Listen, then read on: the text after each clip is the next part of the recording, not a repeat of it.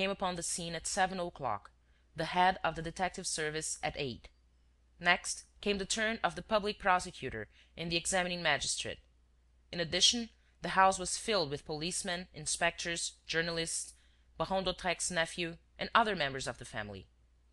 They rummaged about, they studied the position of the body, according to Charles's recollection, they questioned Soeur Auguste the moment she arrived. They discovered nothing. At most, Soeur Auguste was surprised at the disappearance of Antoinette Préat. She had engaged the girl 12 days before, on the strength of excellent references, and refused to believe that she could have abandoned the sick man confided to her care to go running about at night alone. All the more so, the examining magistrate insisted, as in that case she would have been in before now.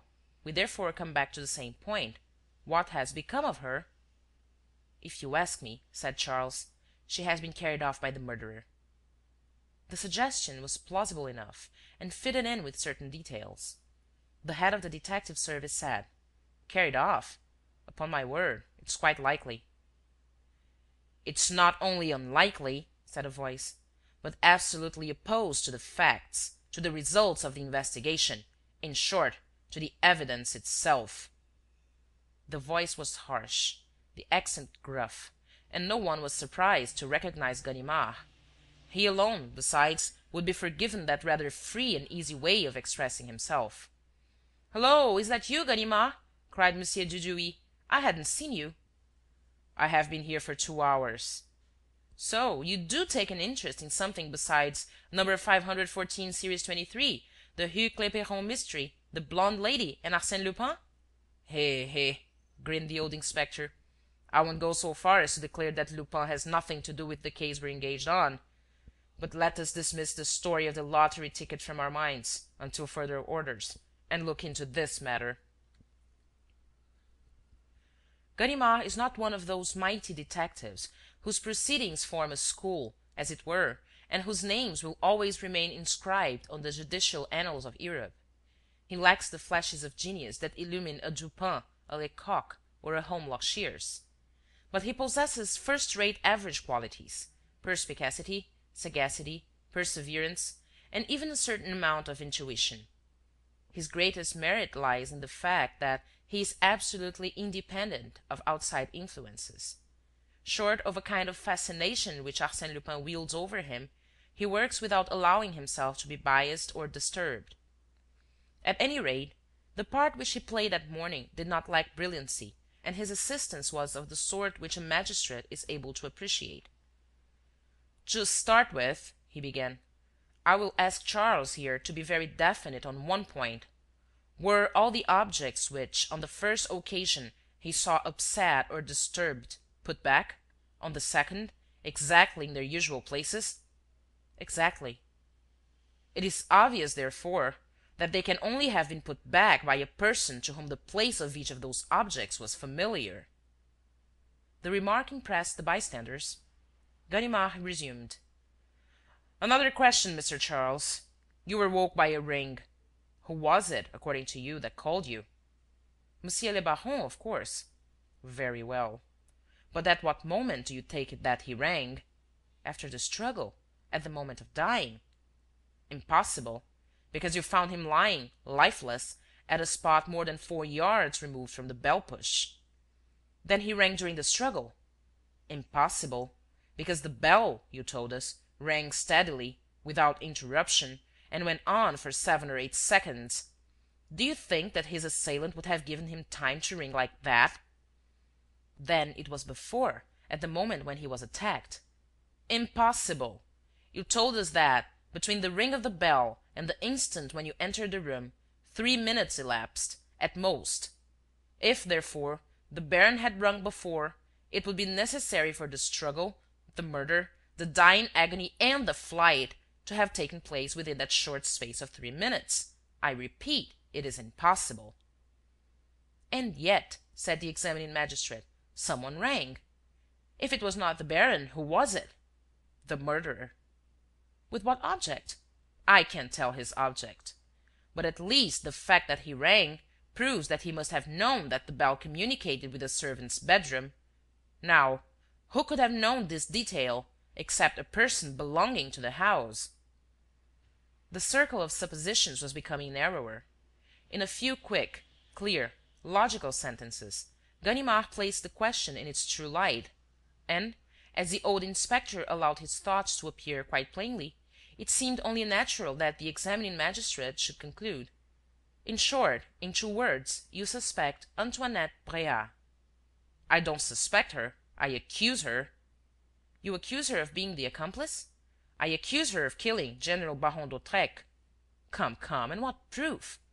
"This handful of hair, which I found in the victim's right hand, dug into his flesh by the points of his nails." He showed the hair. It was hair of a brilliant fairness, gleaming like so many threads of gold. And Charles muttered: "That is certainly Mademoiselle Antoinette's hair. There's no mistaking it." And he added: "Besides, there's something more. I believe the knife, the one I didn't see the second time, belonged to her. She used it to cut the pages of the books."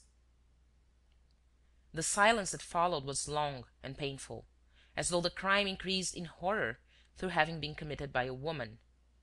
The examining magistrate argued: "Let us admit, until further information is obtained, that the baron was murdered by Antoinette Bréhat. We should still have to explain what way she can have taken to go out after committing the crime, to return after Charles's departure, and to go out again before the arrival of the commissary. Have you any opinion on this subject, Monsieur Ganimard?" "No." "Then—" Ganimard wore an air of embarrassment. At last he spoke, not without a visible effort: "All that I can say is that I find in this the same way of setting to work as in the ticket 514-23 case, the same phenomenon which one might call the faculty of disappearance. Antoinette Bréhat appears and disappears in this house, as mysteriously as Arsène Lupin made his way into Maître Detinan's, and escaped from there in the company of the blonde lady. Which means? Which means that I cannot help thinking of these 2 coincidences, which, to say the least, are very odd. First, Antoinette Bréhat was engaged by Sir Auguste 12 days ago. That is to say, on the day after that on which the blonde lady slipped through my fingers. In the second place, the hair of the blonde lady has precisely the same violent coloring, the metallic brilliancy with a golden sheen, which we find in this. So that, according to you, Antoinette Bréhat is none other than the blonde lady. And Lupin, consequently, plotted both cases. I think so." There was a loud burst of laughter. It was the chief of the detective service indulging his merriment. "Lupin! Always Lupin! Lupin is in everything! Lupin is everywhere!" "He is just where he is," said Ganimard, angrily. "And then he must have his reasons for being in any particular place," remarked M. Dudouis. "And in this case his reasons seem to me obscure. The writing-desk has not been broken open, nor the pocket-book stolen. There's even gold left lying on the table." "Yes," cried Ganimard, "but what about the famous diamond?" "What diamond?" "The blue diamond.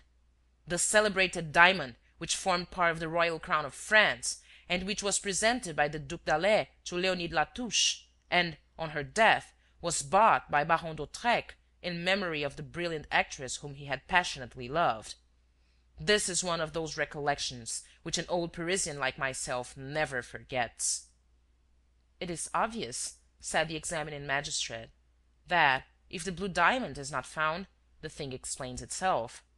But where are we to look?" "On Monsieur le Baron's finger," replied Charles. "The blue diamond was never off his left hand." "I have looked at that hand," declared Ganimard, going up to the corpse, "and, as you can see for yourselves, there's only a plain gold ring." "Look inside the palm," said the servant. Ganimard unfolded the clenched fingers. The bezel was turned inward and, contained within the bezel, glittered the blue diamond. "The devil!" muttered Ganimard, absolutely nonplussed. "This is beyond me." "And I hope that you will now give up suspecting that unfortunate Arsène Lupin," said M. Dudouis, with a grin. Ganimard took his time, reflected and retorted, in a sententious tone: "It is just when a